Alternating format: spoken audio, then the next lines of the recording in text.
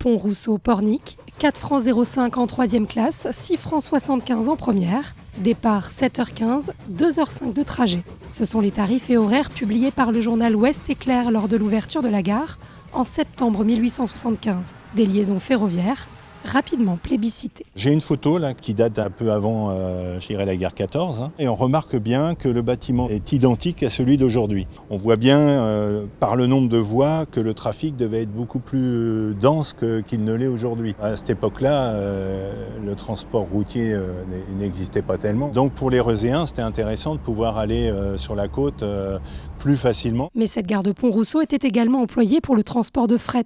Notamment au niveau des maraîchers qui pouvaient apporter tout un tas de marchandises sur Rezé mais aussi sur Nantes. Aujourd'hui, la gare est toujours en service, mais à l'intérieur du bâtiment, les livres ont remplacé la billetterie. Puisqu'on est dans une gare, on a joué à fond le jeu, donc on a fait une sélection train.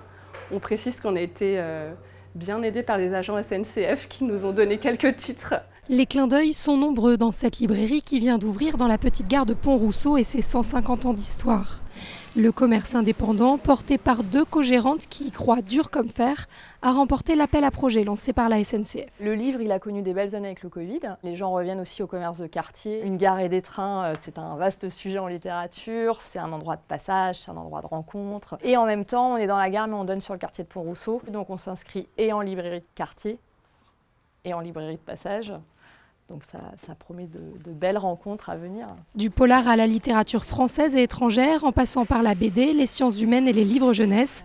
Dans les rayonnages, environ 2500 références sélectionnées avec soin. Nous, on a choisi de défendre des ouvrages pour tous les publics, mais aussi des ouvrages qui parlent de féminisme, de lien social. Ça, c'est vraiment quelque chose qu'on a envie d'apporter aux gens. La Petite Gare est la première librairie indépendante généraliste de la ville.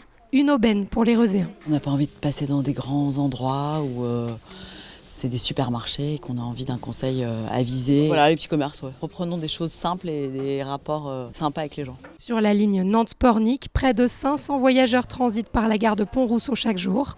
L'occasion de choisir quelques bons bouquins à dévorer dans le train, puis sur la plage.